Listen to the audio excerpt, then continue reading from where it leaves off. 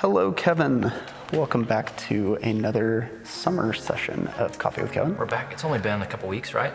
I would like all the viewers to know that Kevin's drinking hot coffee and it is 95 degrees. I don't know if you can see this, but stand true to the brand.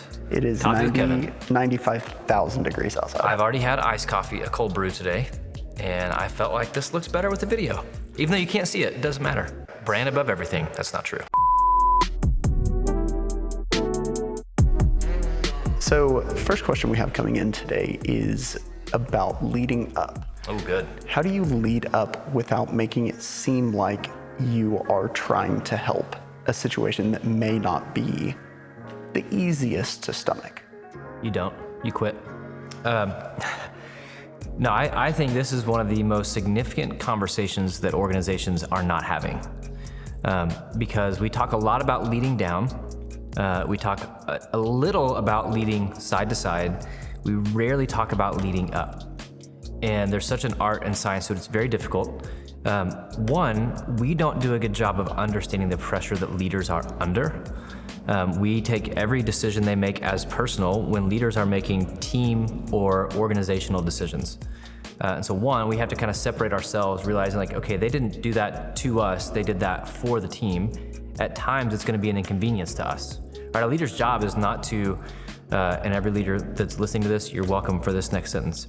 But a leader's job is not to give their team every single thing that they possibly want or need, because that's just entitlement, right? I wouldn't do that for my kids. But their job is to create an environment where people have the opportunity to not just bring their best, but actually grow and thrive and become who they're capable of being. So their job is to create that environment. At times, that environment will be inconvenient to certain people, right? Make a decision for this, that will benefit the team. It'll be great for some people, not great for others. The next decision will be great for the team, will inconvenience the first group and be more convenient for the second group. So it's a give and take thing. So one is just understanding the pressure that leaders are under and the perspective that they have when they're making decisions, because we're just not in that chair. But when it comes to leading up, if you have, no leader is waking up saying, man, I just want to be awful today. Like, I want to not do anything for my team. I don't want to communicate well. I want to be isolated. I want to create gossip and drama. Like, nobody's waking up choosing that. The problem is they're not waking up and not choosing that, right? They're not choosing to be intentional, to communicate well, to set expectations clearly. And so when they don't do that, we have to kind of assume that role. And so part of it is setting expectations with the person leading you. Like, hey, I need this from you. Can you do this? Just like you would want them to do for you, right? Your leader should be communicating expectations to you. Like, hey, here's what the job looks like. Here are the 6 things I need from you, or whatever that looks like.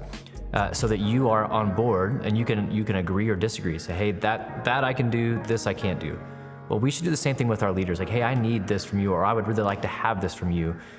Can you do that? What does that look like? One, to make them aware, like, oh man, I had no clue that you needed that from me. I haven't been doing that ever. And you're like, yeah, I know. But to make them aware, it's like, okay, had I known that, I could have been doing that. Or had I known that, we could have had a conversation earlier of like, hey, I hear you, I can't do that, here's why. So that you can be really clear on what's going on. So a lot of that is just getting really clear with expectations.